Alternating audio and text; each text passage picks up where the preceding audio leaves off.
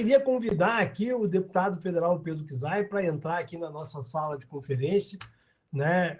Aí pedir ao Darlan e ao Luiz para fechar a câmera, que a gente vai iniciar aqui o nosso seminário. O Pedro pegou aqui o finalzinho da fala, né? Pedro deu uma entrada aqui conosco. O Pedro vai falar aqui para a gente, neste seminário, sobre a crise política e econômica, os fatores de riscos para a qualidade da educação pública em tempos de Covid e pós-pandemia. Nós estamos aqui no seminário da região Oeste, o Pedro dispensaria a apresentação, mas é um protocolo, eu preciso apresentá-lo.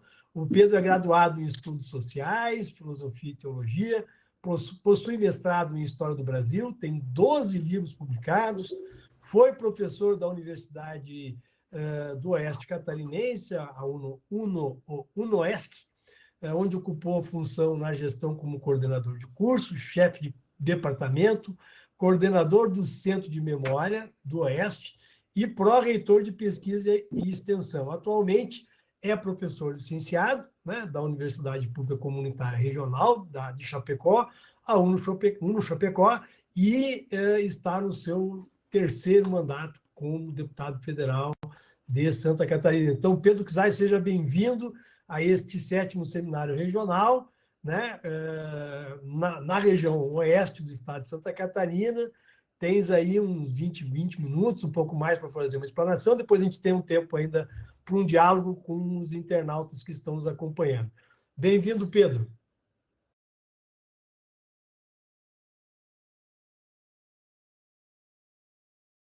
Muito obrigado.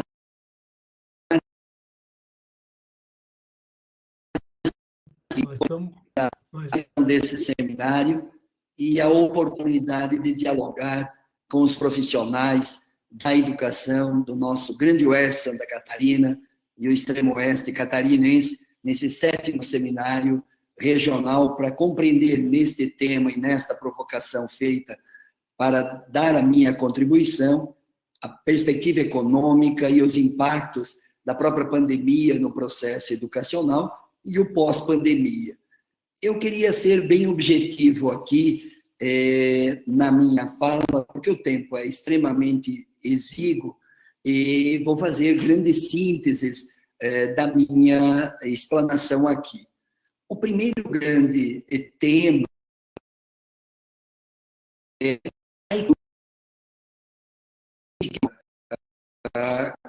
do desenvolvimento brasileiro nesse momento histórico, está aumentando a igualdade social, está aumentando as oportunidades, e a pergunta é mais objetiva: a economia está permitindo mais oportunidade, emprego e salário para as famílias que têm seus filhos na escola pública? Milhões de meninos, adolescentes, crianças, jovens que frequentam a educação básica brasileira, suas famílias têm melhorado de vida, têm melhorado as suas condições de trabalho, de salário, de renda, de riqueza, ou os governos promovem o aumento da desigualdade social, diretamente público jeito da escola básica.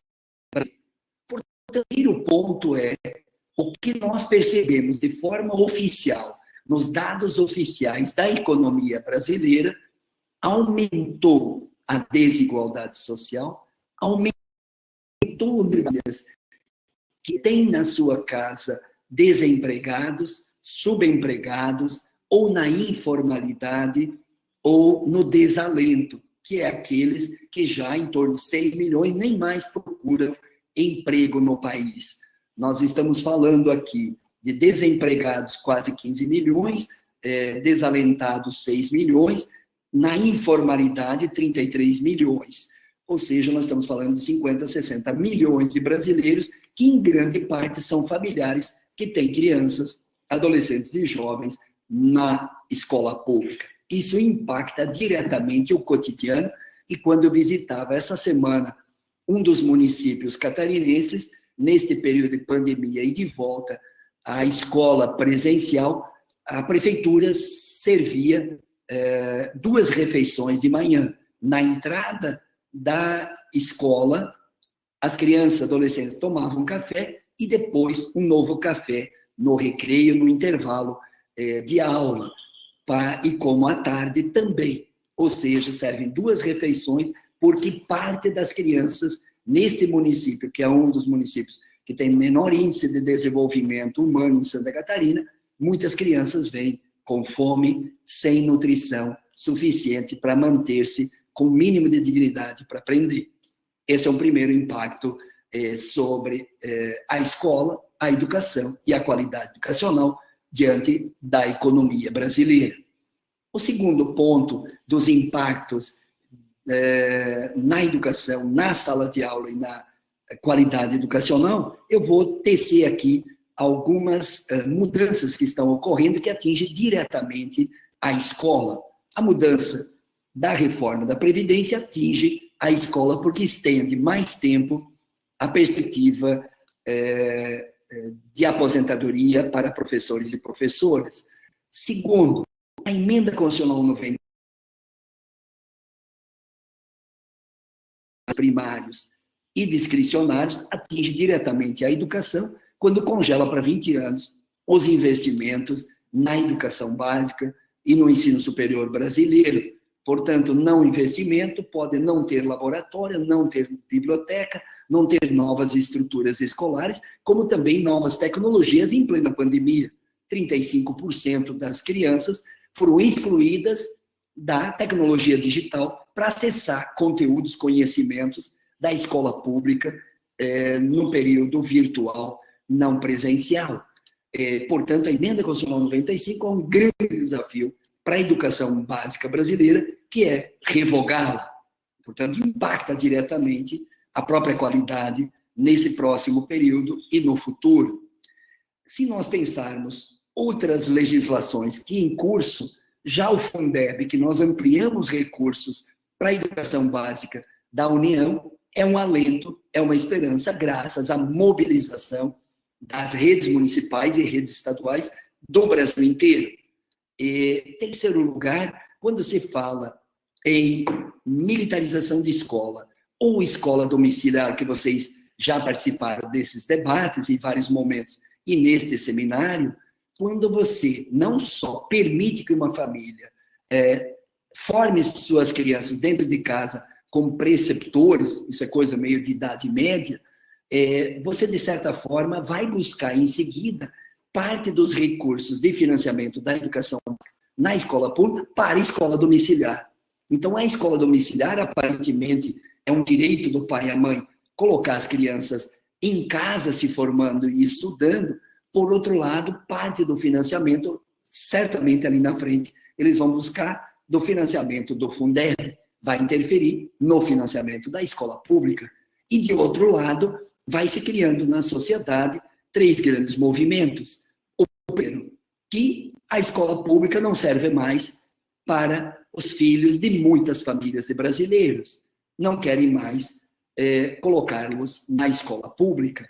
Em segundo lugar, quando não quer colocar mais na escola pública, de certa forma, é a desvalorização, o não reconhecimento dos profissionais da educação, da escola pública, como lugar privilegiado de formação educacional para muitos filhos desse movimento da educação domiciliar. E terceiro lugar, que aí é o grande conflito e contradição nesse momento, que está lá na legislação brasileira, que é um direito fundamental à criança ter escola. É um direito da criança. Ou é um direito do pai dizer se a criança vai ou não na escola? Hoje, inclusive, há crime de abandono intelectual. É crime um pai e uma mãe abandonar intelectualmente seus filhos. Fazer escola em casa e não colocar na escola é um direito do pai e da mãe? Ou é a negação de um direito dos filhos de ter escola pública? E vocês sabem, pela ciência, que uma criança que não teve direito à creche e nem pré-escola, quando ela entra numa sala de aula para ser alfabetizada, ela não fala mais que 4.000 palavras. Já uma criança que teve direito à creche, que se socializou com demais crianças na diversidade, teve direito à pré-escola, quando ela entra para ser alfabetizada aos 6 anos, essa criança fala em torno de 12 mil palavras. Vai se socializar, vai aprender melhor, vai ter um desempenho infinitamente diferente daquela que não teve o direito ou foi excluída desse direito. Nesse raciocínio, o impacto, se aprovar no Congresso Nacional Educação Domiciliar, como a militarização das escolas, é, de certa forma, deslegitimar os agentes, os profissionais da educação, como gestores ou como propulsores da formação educacional escolar no nosso país. Por isso que vocês têm que se posicionar sobre esses temas. E um outro tema que vai impactar inevitavelmente a sala de aula e a escola e o futuro dos profissionais é a PEC 32. Se aprovar a PEC 32, diminui as possibilidades de concurso público nesse país, nos estados e nos municípios. As formas de avaliação e a perspectiva de fim de estabilidade acaba tendo o fim da carreira. E com o fim da estabilidade, com terceirização, com não concurso, em grande parte, das categorias de servidores públicos, de certa forma, tu compromete no futuro a própria Previdência. Numa Previdência solidária, o servidor de hoje sustenta o aposentado de hoje. No de amanhã, a tua aposentadoria será o novo servidor que vai, de forma solidária, sustentar a aposentadoria sua lá no futuro. Na medida que não entra servidores concursados, ou grande parte terceirizados, ou precarizados, como será a própria Previdência do futuro? Um servidor que não tem estabilidade, não tem carreira, não tem perspectiva de previdência garantida, como será o serviço público nesse país? Certamente vai impactar a qualidade da educação, vai impactar a escola e a sala de aula. Portanto, nesse raciocínio, eu poderia aqui elencar outros temas da dimensão política e econômica atual que estão afetando diretamente a escola, como foi falado agora há pouco, a reforma do ensino médio e outras mudanças da legislação. O que eu quero dizer aqui nesse seminário regional, mais do que a crítica ao que está se procedendo neste país, é compreender os impactos na sala de aula e na escola, tanto na rede municipal quanto estadual, e o impacto do futuro dos profissionais da educação. Portanto, grande parte do que vai acontecer numa sala de aula, em grande parte o que vai acontecer numa escola pública, municipal ou estadual, ela é definida em grande parte não na escola e não na sala de aula, no externo, na sociedade, no Congresso Nacional, nas legislações e nas políticas públicas. Portanto, um profissional da educação tem que ficar com um pé na escola, um pé na sala de aula e outro pé olhando para o Brasil, olhando o que está acontecendo, mais do que olhar, interpretar, porventura criticar, é interferir, é mudar. E se a história é um campo de possibilidades, como diz Walter Benjamin, os protagonistas de muitas das mudanças serão os profissionais da educação, os professores, os estudantes. Desde na indignação diante da própria realidade, mudá-la, transformá-la. E eu acho que esse é o raciocínio que eu queria deixar claro aqui, que é a crítica ao que está acontecendo nesse momento. Não vou falar nem com profundidade que vocês têm, inclusive na primeira conferência, discutido os impactos da pandemia na escola, na educação e na tua vida, no teu sentimento, nos teus valores, na tua profissão, com mais de 550 mil brasileiros e brasileiras que perdem a vida e o impacto que produziu-se na qualidade, na relação escolar, na tecnologia da educação à distância ou a de educação presencial e não presencial. Consequentemente, nós precisamos perceber, neste período de pandemia, o que é uma escola e as interferências externas à escola, e vocês são, em grande parte, vítimas do externo sobre o interno nesse processo escolar e educacional, como também pensar o futuro. E eu queria concluir a minha fala pensando no futuro. Eu acho que, eu tenho convicção de que neste ano que nós vamos estar aí trazendo a memória do nascimento, se vivo estivesse, Paulo Freire faria 100 anos, ou 135 anos de Vygotsky, que vai ter o nosso seminário internacional aqui na capital catarinense em novembro. Se a gente olha para a perspectiva de futuro, há futuro. Há futuro se nós conseguirmos tecer com compreensão clara a crítica ao presente, compreensão clara a crítica aos retrocessos e à retirada de direitos dos trabalhadores e profissionais da educação e a perspectiva de um futuro próximo, se aprovada a PEC 32, com as profundas consequências em transformar o Estado brasileiro em único Estado, obrigatoriamente colocado na Constituição, como Estado neoliberal, como Estado a serviço do mercado, e mercado significa privado e não público, e não público, e não escola pública, e não universidade pública, e não ciência pública, não serviço público, e, consequentemente, ela projetará um tipo de futuro, inclusive para o professor, inclusive para a escola, educação pública. Por outro lado, se nós construirmos uma outra trajetória, retomando uma outra perspectiva de projeto educacional brasileiro, a gente olha um outro horizonte. E eu tenho, no Esperançar de Paulo Freire, convicção que é possível construir um outro horizonte, uma outra possibilidade, uma outra utopia. E mais do que isso, quando eu trago sempre Ariano Suassuna como um dos intelectuais brilhantes do nosso país, ele trabalha muito essa perspectiva de futuro. Se o presente é duro, mas ele diz, eu não gosto dos pessimistas, pessimista é muito chato. Eu não gosto dos otimistas, otimista é muito iludido. Eu prefiro ser realista e esperançoso. Ou seja, realismo na compreensão das contradições, dos conflitos sociais, econômicos, culturais e educacionais do presente. E, ao mesmo tempo, projetando uma profunda esperança, do realismo e esperança, de que é possível mudar essa realidade, é possível transformar essa realidade, é possível, no campo de possibilidades, construir uma outra história educacional, escolar, e uma outra experiência educacional daquilo que a gente nega, ou do que a gente critica, ou do que a gente deseja. Então, eu termino aqui a minha fala, Márcio, dentro do meu tempo, dizendo que eu estou compreendendo esse momento com profundas consequências do externo para o interno da escola, e a pandemia ser sucesso, mas, ao mesmo tempo, uma profunda esperança ativa, organizativa e coletiva, não é no individual que nós vamos resolver, mas é no coletivo, de enfrentar as contradições que vivemos no momento atual e projetar uma outra possibilidade.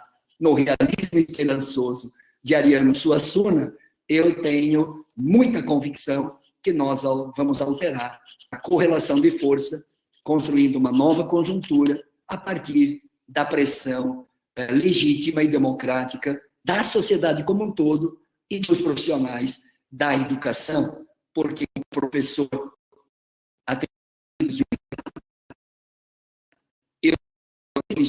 que é uma, e se é uma das dignas profissões, fazemos dela dignidade, fazemos dela valorizando carreira e futuro, e nesse futuro não só por causa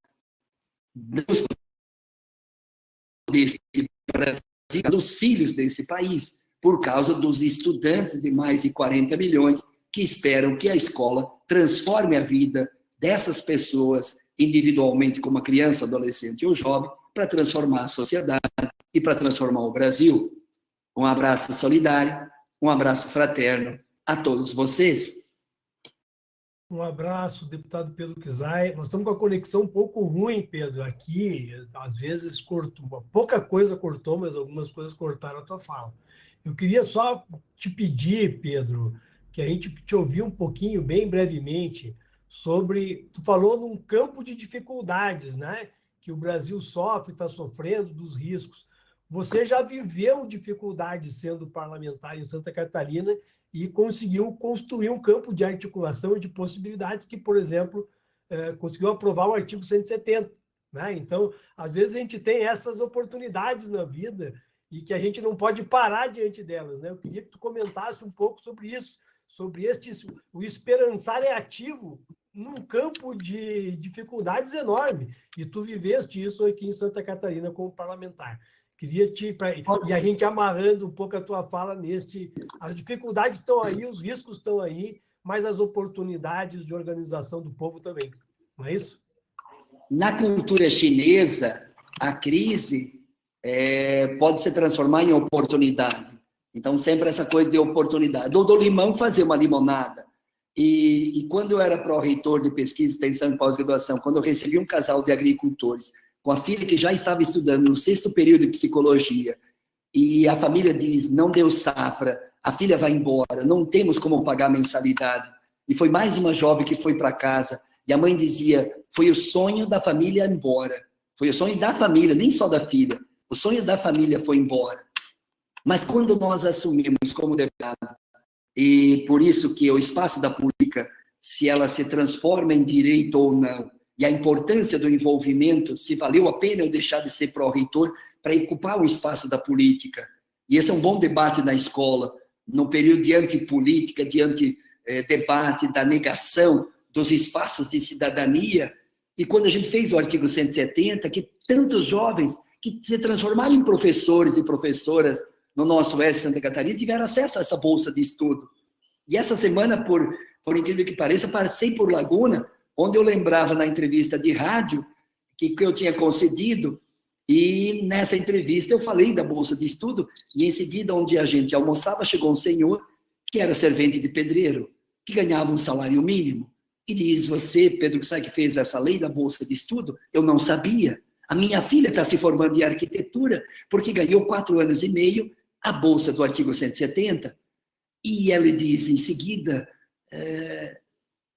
deputado Pedro, dá um presente para mim, vai na formatura da minha filha, para ela te conhecer, minha família te conhecer, de um sonho que a família realizou, de formar uma arquiteta na família. E essa dimensão que transformou num dos livros que publiquei, que se chama Matematicamente Incorreto. Por quê? Porque a minoria não está fadada a perder sempre, e a maioria ganhar. Depende da correlação de força, depende da conjuntura, depende do nível de pressão social. E eu era deputado de oposição, que criei despesa financeira. E o governador, diante da mobilização que construímos nas escolas públicas, municipais e estaduais, nas universidades comunitárias de Santa Catarina, e milhares de jovens, com os pais, com professores, educadores, não teve outra alternativa, teve que sancionar a lei, e que hoje esta lei já destinou 1.125 bilhões de reais para 465 mil bolsas e bolsistas em solo catarinense. Então, isso que tu fala, Márcio, tu me provoca com a indignação que eu estou, nesse momento, vivendo, mas nós temos que organizar a indignação de forma coletiva. Você fica indignado com a injustiça, com o sofrimento alheio, com centenas de famílias em Santa Catarina ter perdido entes queridos, que podia ser evitado se tivéssemos vacina e se tivéssemos reconhecido a ciência, o conhecimento que a escola produziu para tantos cientistas brasileiros na área sanitária. Mas, ao mesmo tempo, com a indignação, a gente faz e transforma em energia, em força, a indignação em forma de coletividade e em forma de utopia para transformar a própria realidade. É isso que nos alimenta. Porque se não fosse isso, Márcio, a gente ficaria doente. E ficando doente, a gente entra em processo depressivo. Em processo depressivo, não tem libertação nem individual, nem coletiva, nem social. Porque o remédio é um paliativo de um problema que tem que ser enfrentado coletivamente na escola pública e na própria sociedade. Por isso que eu acredito tanto que é possível do limão transformar-se em limonada, só colocando um pouco de açúcar da coletividade educacional. Obrigado, Pedro. É por isso que a gente acredita na política com P maiúsculo, não naquela política da politicagem. A gente acredita na política da participação do povo, da legitimidade do voto popular, né, da organização social. Queria te agradecer, Pedro, pela tua generosidade em participar aqui deste 7º seminário regional, né, e registrar aqui, como já foi registrado ontem, o seu protagonismo na organização destes seminários, né, pela ação junto à Comissão de Educação da Câmara Federal, que apoia esta organização, bem como o Congresso Internacional Paulo Freire Vygotsky, previsto para o dia de 8 a 12 de novembro. Então, eu queria ainda te dizer o seguinte, tens algum recado a dar aos educadores que estão nos assistindo? E já encerra a sua fala. Eu quero te agradecer, Márcia, a todos que nos acompanharam nesse seminário regional, fazer esse convite especial para o Seminário Internacional Paulo Freire Vygotsky. Tem gente da Rússia, de outros países, vindo para cá para o Seminário Internacional, e nós aqui estamos perto para participar. Tenho muita alegria e orgulho de ter contribuído com o patrocínio desses seminários regionais, como vamos contribuir com R$500 milhão para realizar o Seminário Internacional Paulo Freire Vygotsky. E é, com certeza, um dos grandes investimentos para pensar o futuro da educação pública na rede municipal, na rede estadual e nas redes federais de educação pública nesse país e no fortalecimento do conhecimento, da ciência, da tecnologia para fazer desse Brasil uma nação, desse Brasil um Brasil para todos os brasileiros, e a educação cumpre um papel estratégico na transformação, na mudança que nós precisamos produzir. Então, esse é o recado, um abraço fraterno e saúde e paz, cuide, continue se cuidando nesse período de pandemia, não desista, cuidado, usar máscara, aqui ó, a minha máscara, aqui ó, termina a minha fala, já ponho a máscara, para que a gente proteja o outro, proteja-se e proteja sua família. Então, firme a todos vocês, obrigado pela oportunidade, saúde e paz, e o resto, Márcio, a gente corre atrás.